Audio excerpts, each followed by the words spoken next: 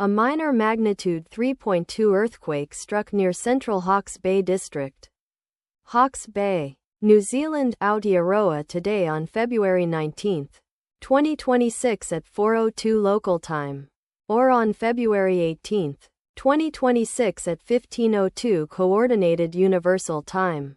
As reported by the EMSC on its website, the earthquake was located at a shallow depth of 39.0 kilometers below the surface, at coordinates latitude -39.993 and longitude 176.852.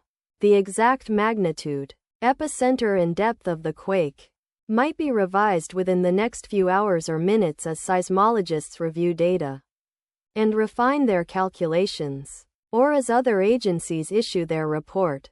Towns or cities near the epicenter include Havelock North, Hastings District, Hawke's Bay, located 36 kilometers from epicenter; Flaxmere, Hastings District, Hawke's Bay, located 41 kilometers away. The recommended course of action is to be vigilant for possible aftershocks that may occur.